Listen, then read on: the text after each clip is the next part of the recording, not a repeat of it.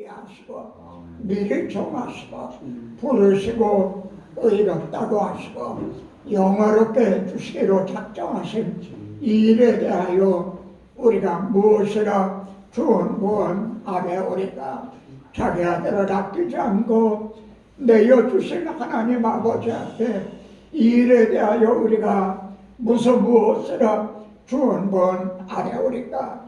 우리 같은 나 같은 죄인을 위하여 죽으실 뿐 아니라 다시 살아나신 이는 그리스도 예수시니 하나님 우편에서 이제도 우리들을 위해 간구하시는 주님 앞에 이 일에 대하여 우리가 무엇이라 좋은 구원 아뢰오리까. 또한 보혜사 성령님 보내주셔서 우리의 연약함을 도우시는 이 일에 대하여 우리가 무엇이라 이제 구하오리까. 구하고 생각하는 것 이전에 아버지 아시께서 큰 은혜를 이제 때를 따라 도우신 은혜로 베풀어 주실 걸 믿습니다. 오늘도 이렇게 사모하는 심령에 만족함을 주셔서 말씀으로 충만하게 하시고 지식적으로만이 아니라 하나님의 사랑이 우리들의 마음에 부어지게 하시고 그래야 주의 그리스도의 심장을 소유한 이제 주의 종들로서 감사와 간절의 눈물을 흘리며 증언하는 이 시대에 이제 바울과 같은 에레미야 선지자와 같은 복음 전도자들이 진실로 진심으로 우리가 다 그와 같이 되기를 원하나이다. 오늘 이 시간을 통해 저희들을 그와 같은 종들로 이제 삼아주시고 채워주시고 가닥 이제 다듬어 주시옵소서. 구하고 생각하는 것에 더 넘치도록 하여 주실 우리 구주 예수 그리스도 이름으로 기도드리옵나이다. 아멘.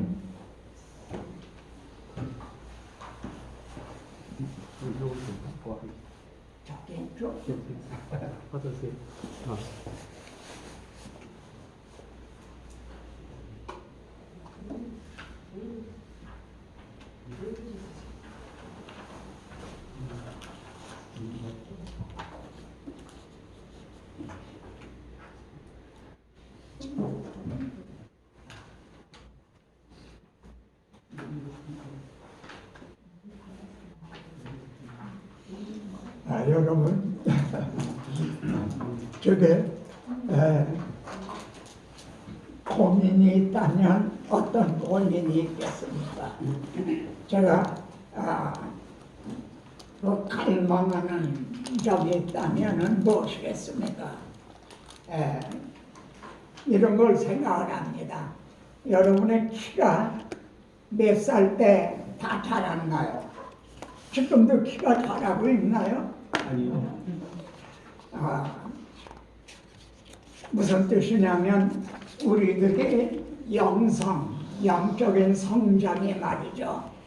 이렇게 정말 어린아이 같았던 우리들이 이만큼 성장시켜 주셨거든요. 그런데 어느 정도 가면은 이제 그 정체가 되는 거죠. 예를 들어 100m 달리기 선수가 자기의 신기록이 있잖아요.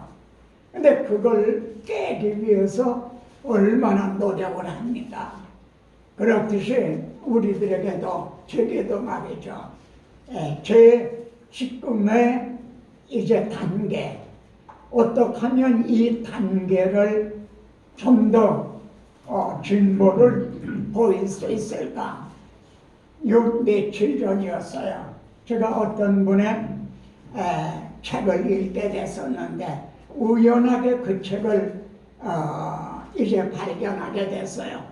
읽게 됐는데 그 책에는 하나님에 대해서 굶주림 이런 제목이었어요. 하나님에 대해서 굶주린다는 거죠. 그러기 위해서는 세상적인 이 굶주림이 뭐 있어야 된다. 쉽게 말해서 금식의 필요성을 얘기를 했더라고요. 그분은. 그러니까 밥을 배불리 먹고 뭐 이러면서 동시에 하나님께 대해 굶주림 이런 어렵다는 거죠. 그래서 하나님 앞에 굶주림을 위해서 이 육신적인 그런 욕망 이거를 좀 억제할 필요가 있다. 가만히 그걸 읽으면서 말이죠. 그래, 나도 지금 여기에 이 단계를 좀 돌파하기 위해서 말해요. 좀 뛰어넘기 위해서 그래 보자고 금식을 했어요. 그랬더니 이게 감당을 못하는 거죠. 제 체력에 말이죠. 그래가지고 한참 어려움을 겪었는데 지금까지도 조금 힘내가 안 돼요. 자, 오늘도 우리가 하나님 앞에 심의에 줄이고 그 다음에요. 목마른 자는 복이 있나니 그가 배부름을 얻을 것이며 이렇게 여러분들은 정말 의에 줄이고 목말라서 우리는 여러분만이 아니라 저도요 의에 줄이고 목말라 여러분과 같이 하나님 앞에 있는 겁니다. 오늘 하나님께서 우리들에게 이제 정말 만족함을 배부름을 주셔야 될 것입니다. 그리고 또 한 가지 제 고민이라고 할까요? 하나님 앞에 전 이런 기도를 드립니다. 하나님, 저 이제 지식적으로만 전하는 거 차라리 그러려면은 잠잠하는 게 그냥 더 낫겠습니다. 지식으로만 제가 전한다면은 차라리 침묵하는 게 낫겠습니다. 우리 복음이 말로만 너에게 이런 것이 아니라 능력과 성령과 큰 확신으로 되었다. 내가 너희에게 복음을 전할 때 사람의 지혜로운 말로 설득을 하려 하지 아니하고 다만 성령의 나타나심과 능력으로 하여 너희의 믿음이 사람의 지혜에 있지 아니하고 하나님의 능력에 있게 하려 합니다. 하나님, 제가 이게 조금 안다고 해서 이걸 유튜브를 통해서도 지식을 전하고 또 이렇게 세미나를 통해서도 지식을 전한다고 하면 하나님 저 안 전하겠습니다. 안 하는 게 좀 낫겠습니다. 정말 홍수 때 마실 물이 없다고요. 오늘날 기독교 텔레비도 4개나 되더라고요. 하루 종일 그냥 설교가 나오는 거예요. 정말 말씀은 홍수를 이루고 있는 거죠. 이런 가운데 이제 지식적이 아니라 정말 주님의 마음을 알아서 그리스도의 심장으로 정말 감사와 간절의 눈물을 흘려가면서 에레미야처럼 바울처럼 이 시대에 그런 전도자들이 이제 우리 돼야 되지 않습니까? 하나님도 그걸 원하실 줄 믿습니다. 주요, 오늘 우리 이 세미나가 그와 같은 우리들의 그 갈급함을 채워주시는 그런 시간이 될 줄 압니다. 오늘은 특별히 데살로니가 전후서, 디모데 전후서, 디도서까지 아마 여기까지 하려면 굉장히 빨리 진행을 해야 다 소화할 것 같습니다. 데살로니가 전서의 중심 주제를 뭐라고 이제 붙이면 좋을까? 이거는 수학의 답처럼 말이죠. 정답이 하나 있는 거는 아닙니다. 그런데 저는 데살로니가 전서를 보면서요, 각 장마다 주님의 재림을 강조하고 있어요. 1장, 2장, 3장, 4장, 5장에서 보면은 다 재림을 강조하고 있습니다. 그래서 저는 복음은 그리스도의 재림으로 완성이 된다. 아멘. 여러분도 아멘이죠? 아멘. 주님이 다 이루셨다 해드려도요, 만일 주님이 재림하시지 않는다면 복음은, 하나님의 구원 계획은 미완성이 되고 마는 거죠.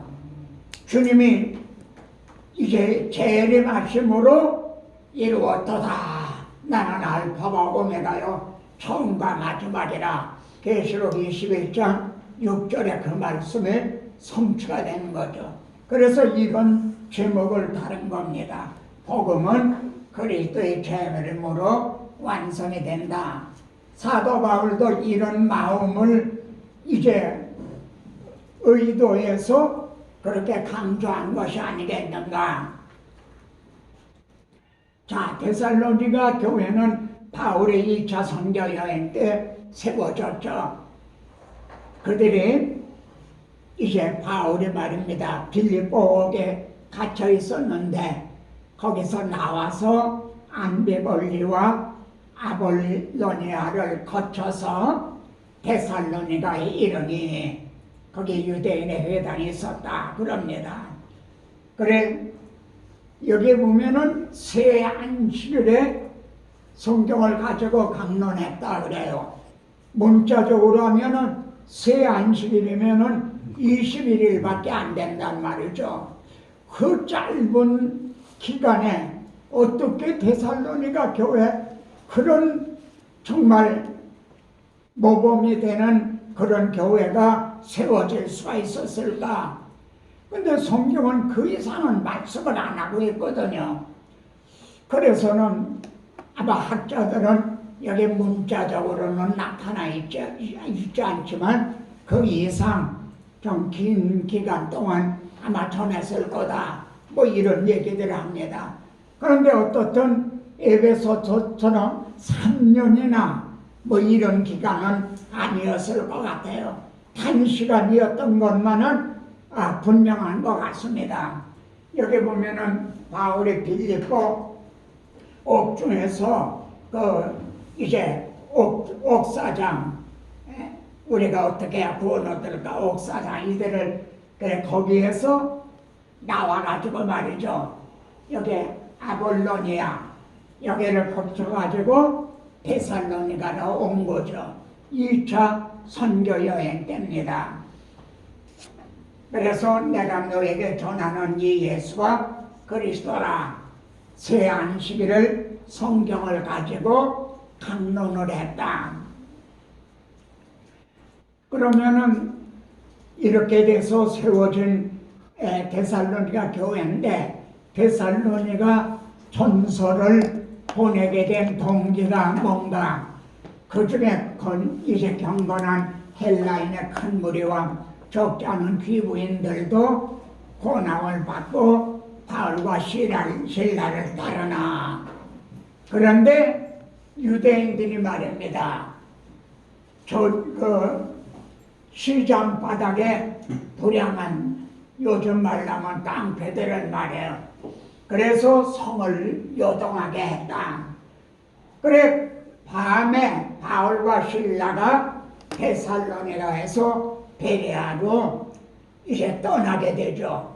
이제 갓 태어난 이렇게 정말 어린 묘목과 같은 교회를 두고 이제 떠나게 되니까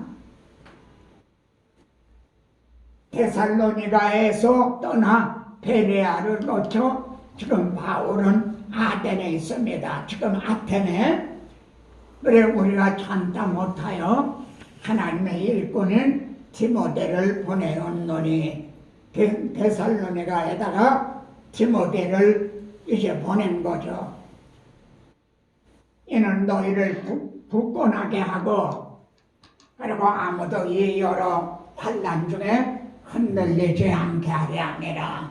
이래서 디모데를 보냈다. 그런데 지금은 디모데가 너에게로부터 와서요. 다녀온 거예요. 너의 믿음과 사랑의 기쁜 소식을 우리에게 전하고, 아까 말씀드린 대로 새 안식일 불과 20일인데 그런 짧은 기간 동안에 어떻게 이런 환난 가운데서도 너의 믿음과 사랑의 기쁜 소식을 우리에게 전하고 이랬을까? 또 너희가 항상 우리를 잘 생각하여 우리를 간절히 보고자 한다 하니, 이 디모데가 이렇게 회고를 한 거죠. 이 말을 듣고 모든 궁핍과 환난 가운데서 바울은 지금 궁핍 그리고 환난 가운데 있었지만 이 소식을 들을 때 말입니다.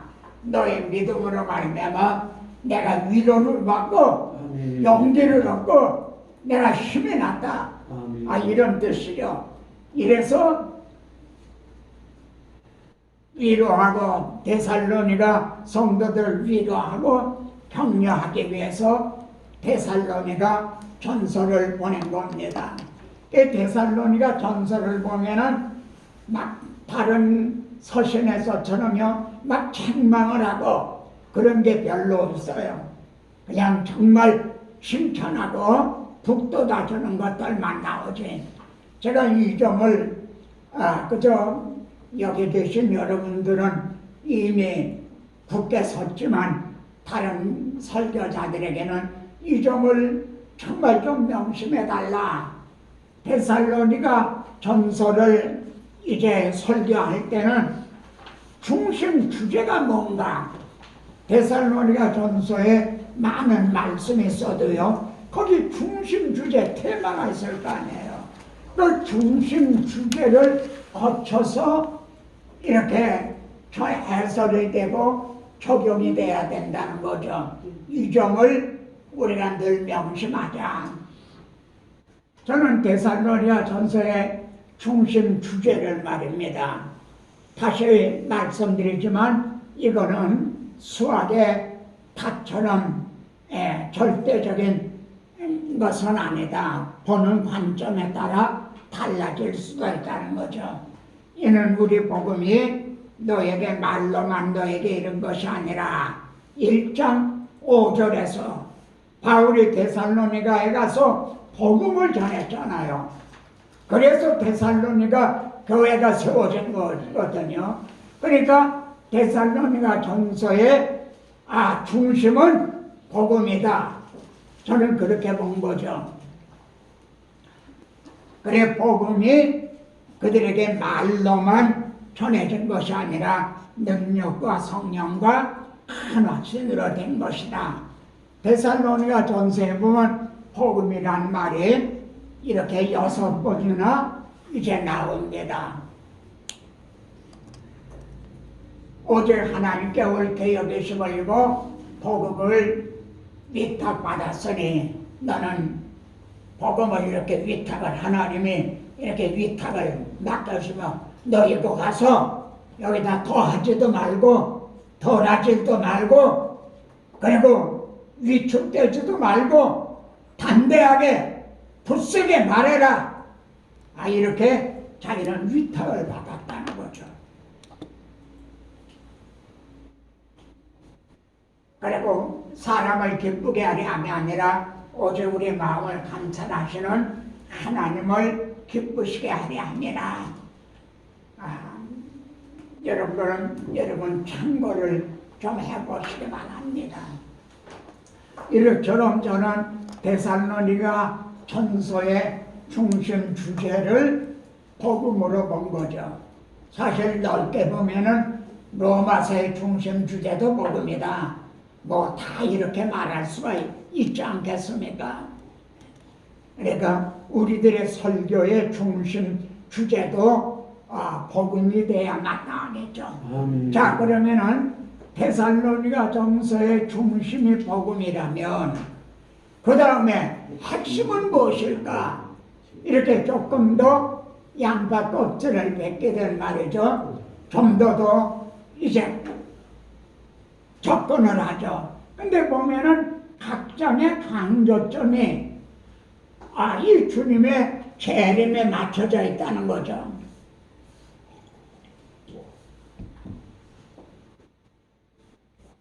일장에서도 죽은 자들 가운데 다시 살리신 그의 아들이 하늘로부터 강림하실 것을 기다리는 지를 말하니 1장에서도요 2장에서도 그가 강림하실 때 이렇게 말씀을 합니다. 3장에서도 모든 성도와 함께 강림하실 때에 또 이렇게 강조하고 있습니다. 그리고 4장에서도 신의 하늘로부터 강림하시리니,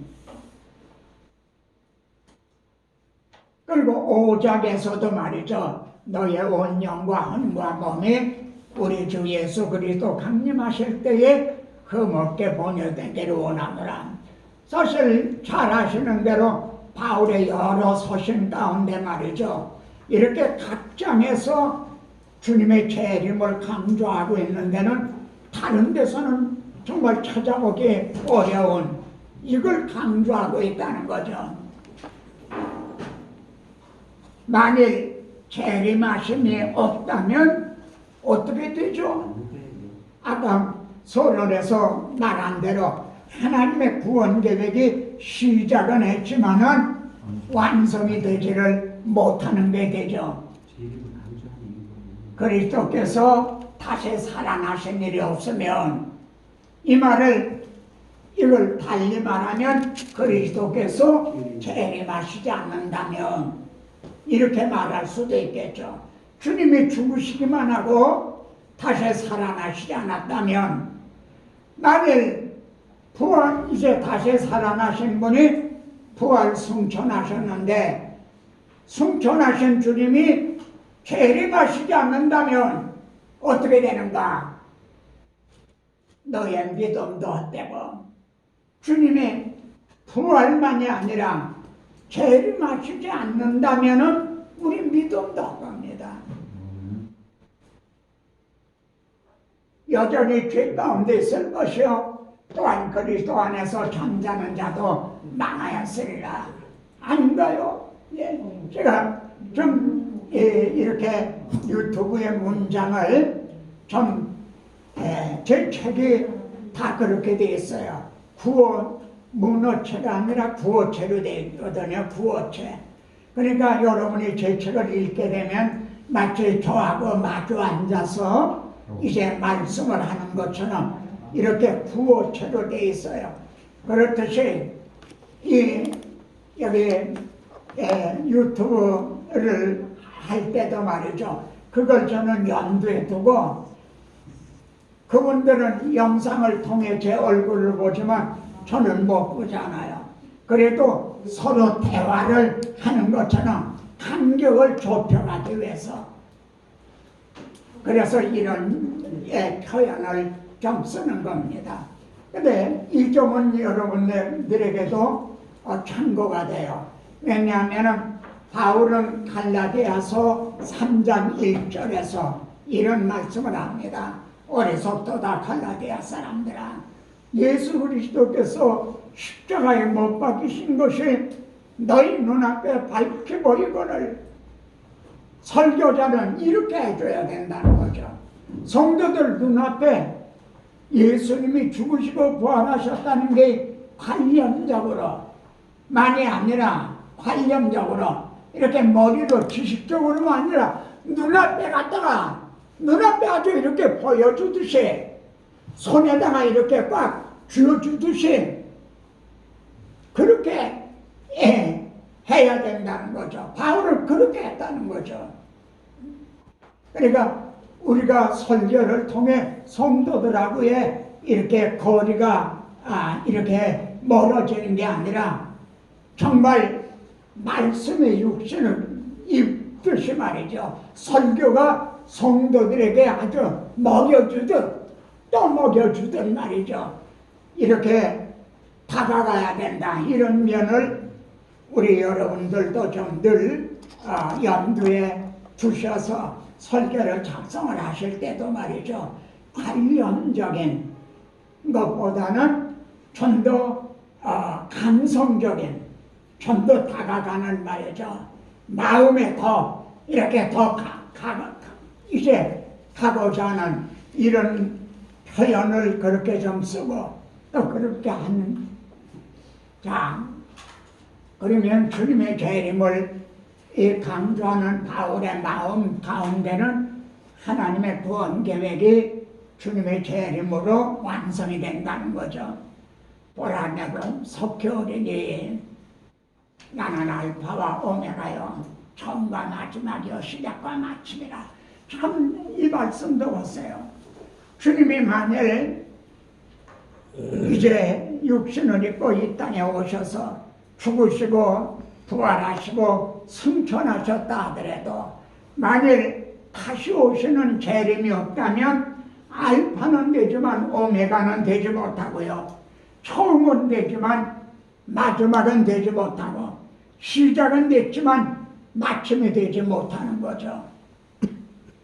그런데 주님은 나는 시작과 마침이다, 나를 재림한다. 바울은 이에 대해서 아주 굳건한 그런 확신이 있었고, 이거를 자신만이 아니라 데살로니가 성도들, 환난 중에 있는 성도들에게 이걸 강조함으로 소망을 이렇게 견고하게 세워주고 있는 거죠. 그래서 이루었더라, 나는 알파 오메가요, 이렇게 주님의 재림으로 하나님의 나라는 완성이 된다. 그리고 하나님의 구원 계획만이 아니라 우리 개인의 구원도 주님의 재림 때 가서야 완성이 되는 거죠. 우리가 지금 구원을 얻었지만 아직 완성된 건 아니거든요. 주님이 재림하시는 날 우리들의 낮은 몸이 주님의 부활하신 몸과 같이 영화가 되므로 우리 개인의 구원도 그때 가서야 완성이 된다. 그런데 만일 주님의 재림이 없다면 하나님의 구원 계획도 완성이 안 되는 거고 우리의 개인의 구원도 완성이 안 된다는 거죠. 그런데 여러분, 오늘의 현상은 어떻습니까? 지금 일반적인 우리가 자유주의 신학이네, 현대 신학이네, 그리고 좀 더 종교 다원주의라고 하는 그분들 재림 믿지 않아요. 정말입니다. 제가 그냥 하는 말이 아니라 그분들은 주님이 우리 죄를 위해서 죽으셨다는 구속 교리도 믿질 않아요.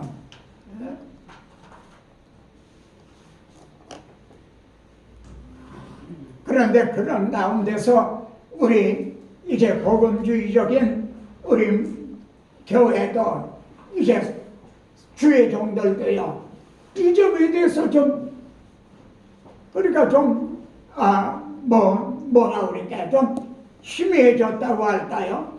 좀 그런 면이 있는 것 같아요. 자, 데살로니가 전서는요, 목회자의 교과서라 할 만하다. 왜냐하면은 데살로니가 교회는요, 너희의 믿음의 역사, 사랑의 수고, 소망의 인내, 그러니까 신망의 믿음, 사랑, 소망 있는 교회였죠. 1장 3절 4절. 그래서 성도들이, 아니 여러분 목회자들이 이런 점을 교회 목표라든가 표로 많이 삼고 그러기도 하죠.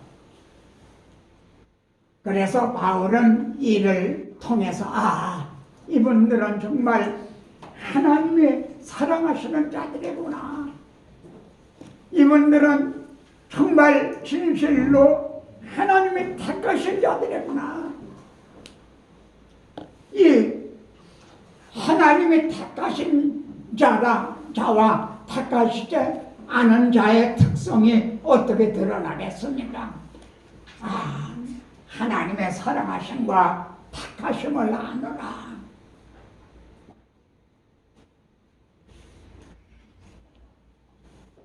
모든 믿는 자의 본이된 교회, 교회 표를 이런 걸 많이 하죠. 본이되는 교회, 또 너의 믿음의 소문이 각처에 퍼진 교회, 정말 데살로니가 교회는 말이죠, 목회자의 교과서라고 할 만한,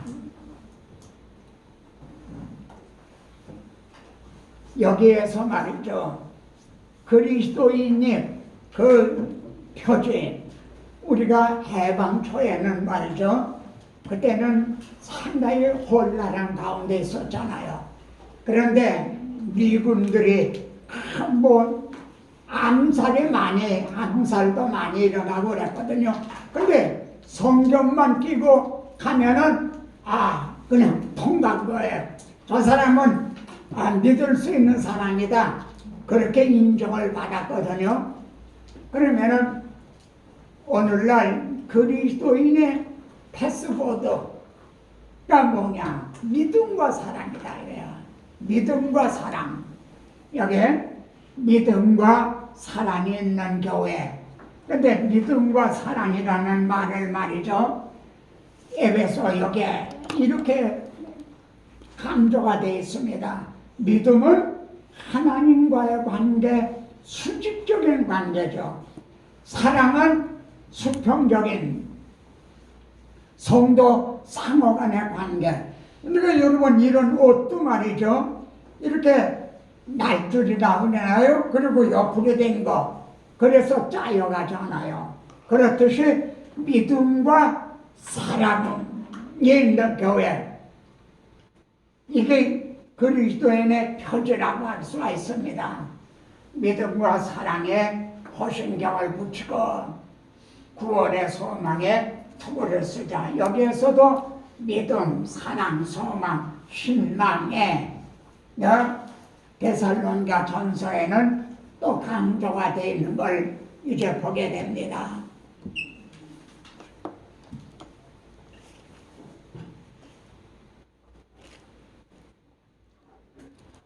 데살로니가 교회는요, 정말 배운 대로 행하는 교회. 그래서 더욱 더 많이 해라 이렇게 북돋아주는 교회였습니다. 책망을 하는 게 아니라요, 너희가 마땅히 하나님을 기쁘시게 할 수 있는 것을 우리에게 배웠으니, 우리에게 배웠다. 곧 너희가 행하는 바라 더욱 많이 힘쓰라.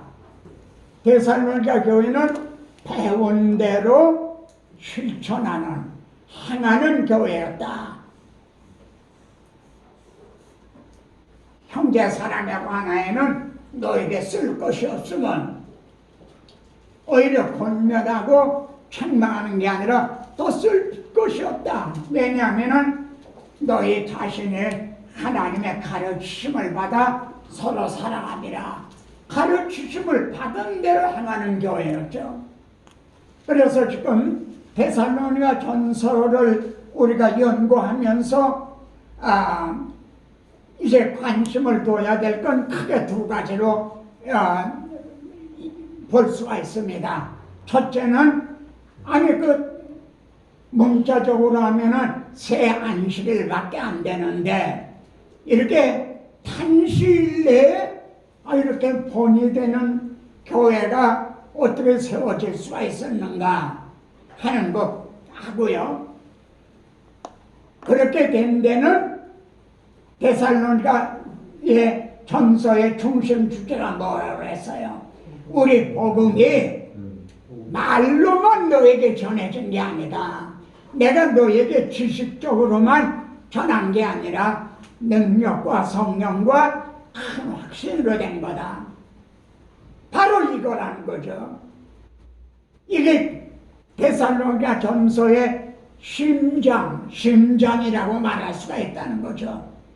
오늘 우리들이 데살로니가 전서를 연구하면서 지식적으로만이 아니라 여기에서 이거구나, 정말 내가 바로 이걸 얻었다, 이걸 획득했다, 내가 이걸 깨달았다, 이 복음 말로만이 아니라 지식적으로만이 아니라 이 두 가지를 어떻게 단시일 내에 이런 모범적인 교회가 세워졌는가?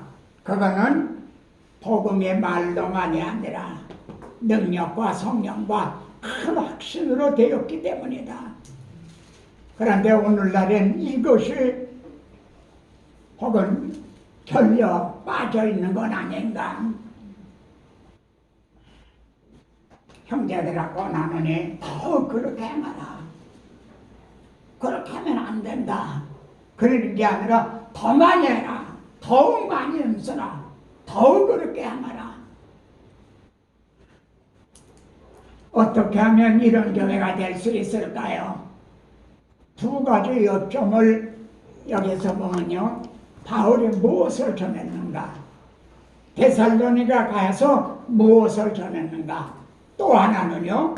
어떤 자세로 전했는가? 복음을 전하는 사람의 됨됨. 여기 더 보기 전에 오늘날에 우리는 무엇을 전했는가? 바울이 전한 복음이 아니라 다른 것을 전하고 있는 게 아니냐? 또 바울이 전한 바울과 같은 자세가 아닌 것이 아닌가? 바로 문제는 뭐 어려운 뭐 고차원적인 그런 것이 아니라 바로 오늘의 현대교회 문제가 여기 있는 게 아니냐? 이런 것을 생각하게 됩니다. 이는 우리 복음의 말로만 이런 것이 아니라 이렇게 능력과 성령과 큰 확신으로 된 것이라. 두 번째는요. 우리가 너희 가운데 어떤 사람이 된 것은 어떤 사람 어떤 자세로 너희 아는 바와 같으니. 여기 디모데후서에 보면 큰 집에는 큰 그릇도 있고 은그릇도 있고 줄그릇, 귀 쓰는 것도 있고 손에 쓰는 그릇도 있다. 이런 등의 말씀들이 나오죠. 바울은 우리가 어떻게 거룩하고 옳고 흠없이 행하였는지, 바울이 전한 건 복음이었고 말로만이 아니라 성령님과 동력을 했다는 것. 두 번째는 어떤 자세로 전했느냐, 옳고 흠없이 행하였는지, 거룩하고 옳고 흠없이 전하는지 너희가 증인이요 하나님도 그러하시다. 이런 말씀 앞에는 그냥 그만 쉽게 약호 죽죠. 약호가지고 그냥 하나님도 증인이시라는 거야. 자기가 어떻게 행했는지.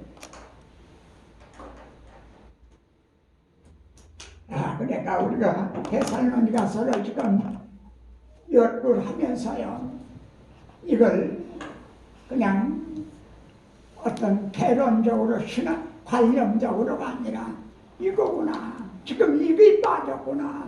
우리에게 이게 모자라구나. 주님이 네게 부족한 거 한 가지가 있으니 부자 청년에게 그런 말씀을 했죠. 바로 우리들에게 지금 결함이 여기에 있구나. 이러다 보니까 오늘날 교회가 이렇게 서구 교회가 쇠퇴를 하고 한국도 그 전초를 한국 교회도 받고 있는 게 아닌가. 데살로니가에서 그러면은 바울은 말이죠. 복음을 어떻게 전했길래 말로만 너에게 이른 것이 아니라 능력과 성령과 큰 확신으로 되었는가. 이 점을 바울이 복음을 어떻게 전했는가. 이게 사도행전에 나옵니다. 성경을 가지고 말이죠. 뜻을 풀어. 왜냐하면 이 뜻을 풀어라는 것도 참 여기에도 뜻이 의미가 깊어요. 왜냐하면 저들이 성경을 잘못 알고 있다는 거예요. 유대인들이 성경을 알고 있는데 메시아가 오면은, 그리스도가 오면은 다윗 왕과 같은 잘 먹고 잘 살게 해주는 이런 분으로만, 그들은 메시아가 와서 우리들의 대속제물이 돼서 죽으신다. 그리고 부활을 통해 사망 권세를 이긴다. 이걸 전혀 모르고 있었던 거예요. 메시아를 기다리기도 했는데,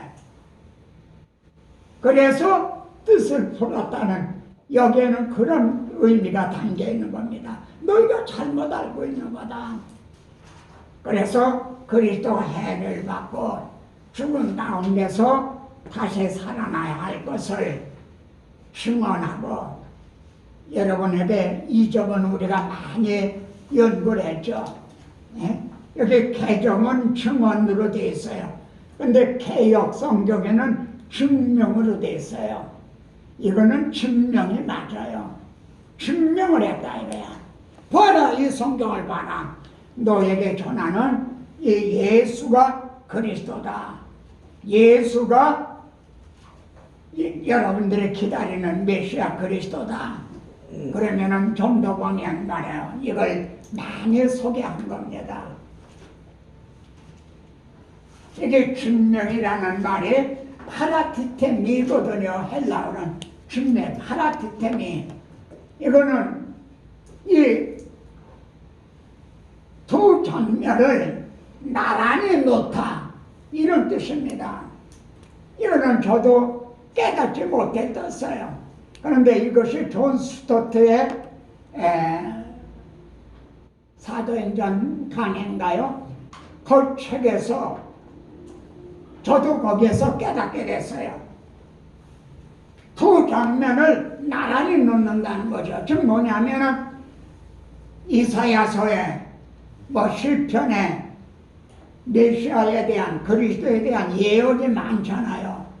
그 구약의 장면하고 주님에게 예수에게 일어난 일하고 나란히 놨다 이거야.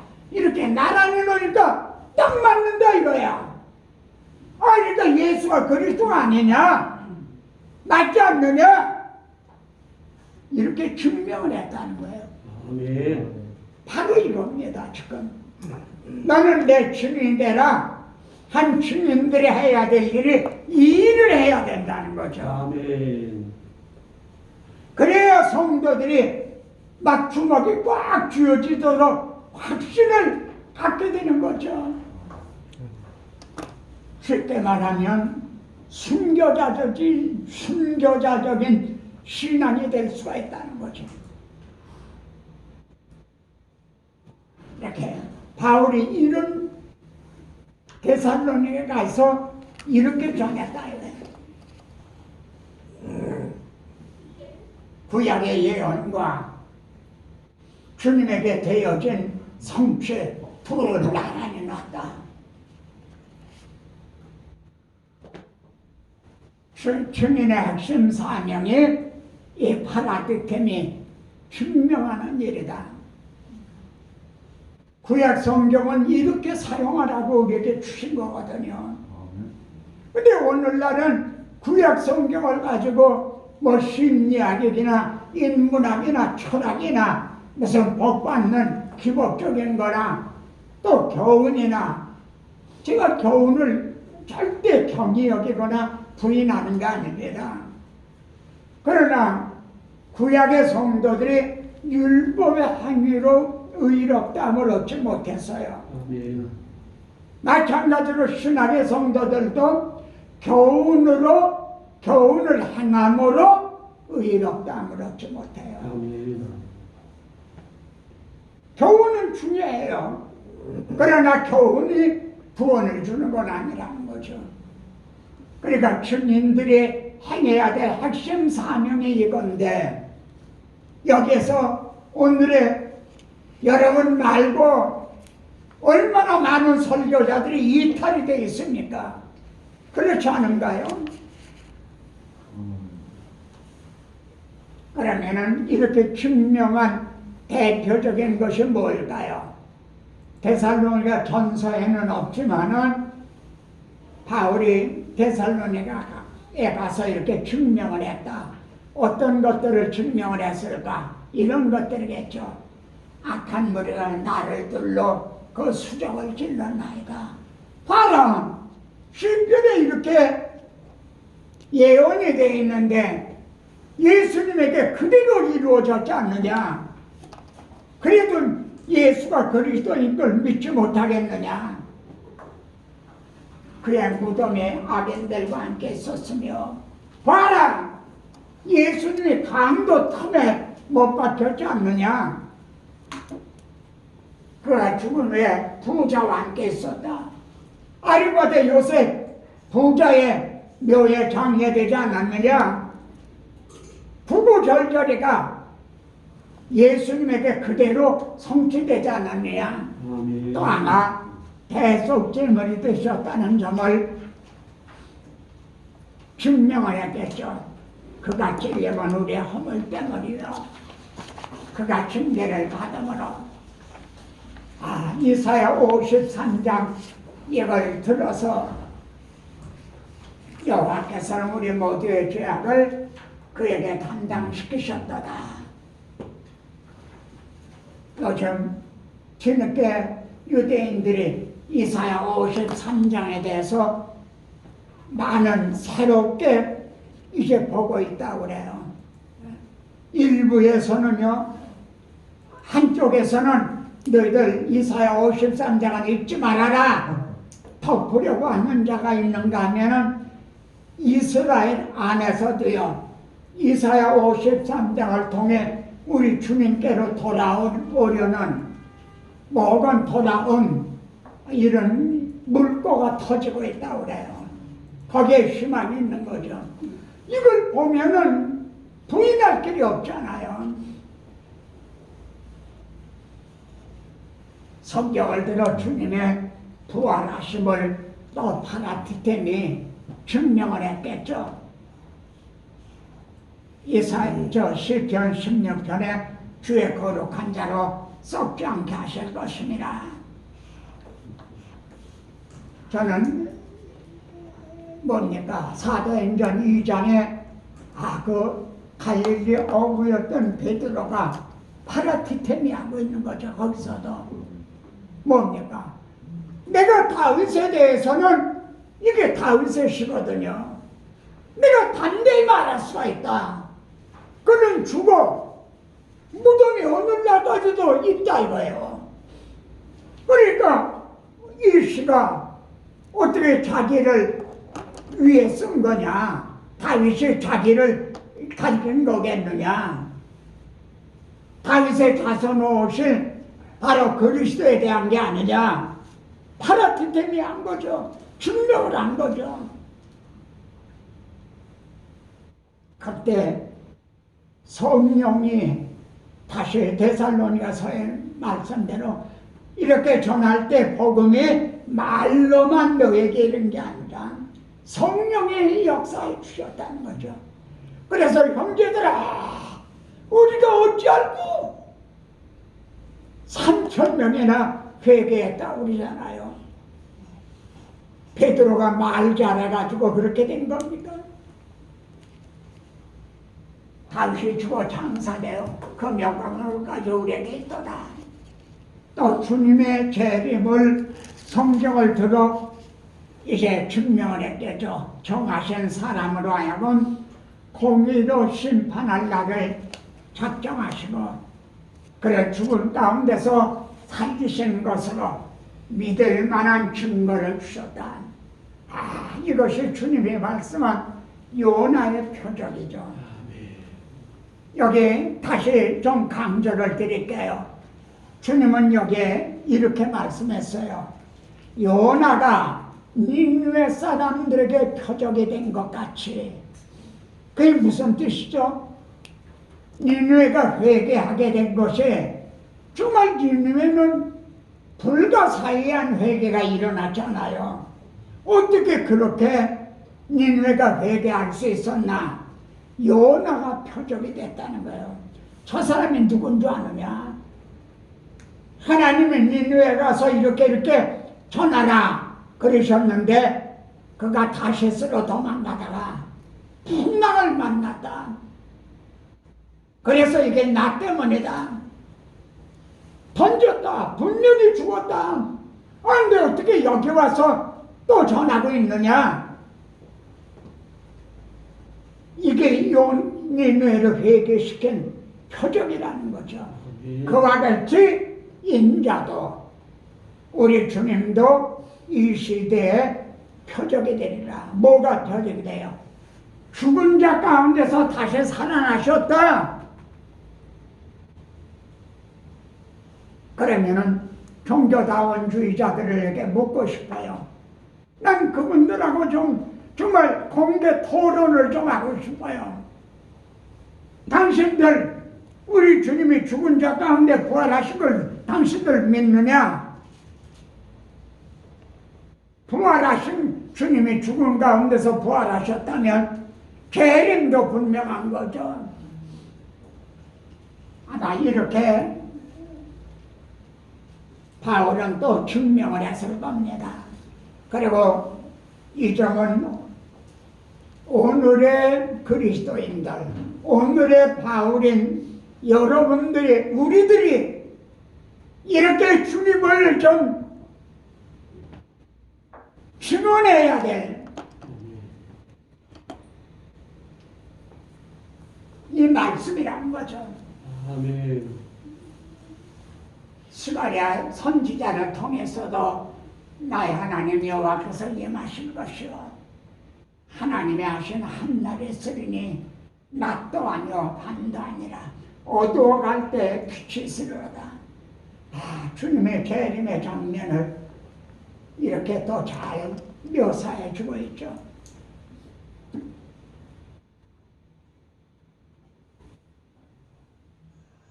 주님의 탄생, 십자가, 부활, 승천, 재림은 끊어지지 않습니다. 아멘. 제가 이걸 어디 쓴 것 같은데 어디 있나요? 뒤에 가서 있나요? 그래서 3장에는요 믿음의 5번, 굳게가 3번, 사랑이 3번 이렇게 강조가 되어 있습니다.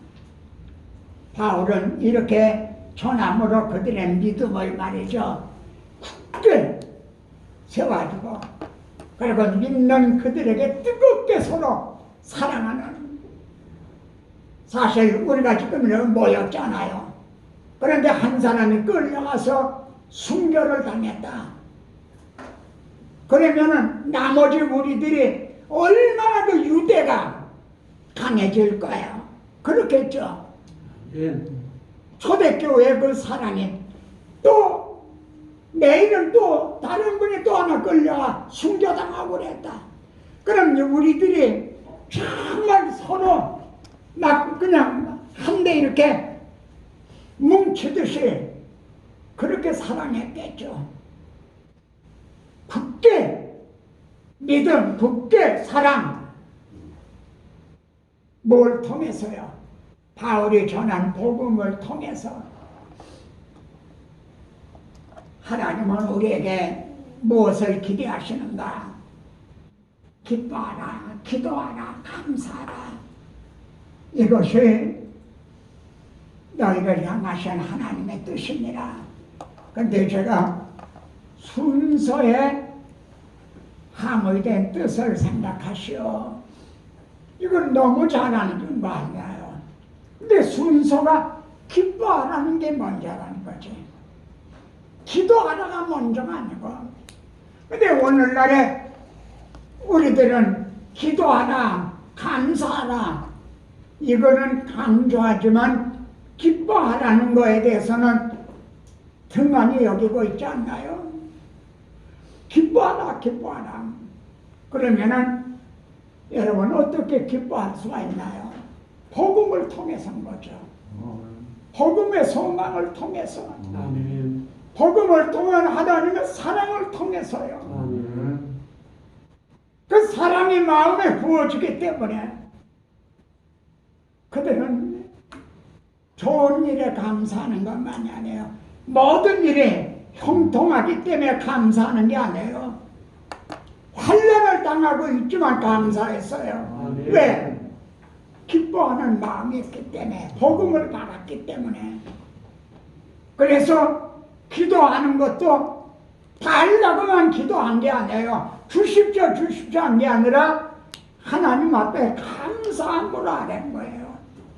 아무것도 염려하지 말고 너의 기도에 감사함으로 하나님께 아뢰라. 아멘. 하나님 자기 아들도 아끼지 않고 내어주셨는데 하나님 이것도 선이 하나님의 합력의 선을 이루어 주실 걸 믿습니다. 이렇게 감사함으로 기도를 드릴 수가 있다는 거죠. 이 순서.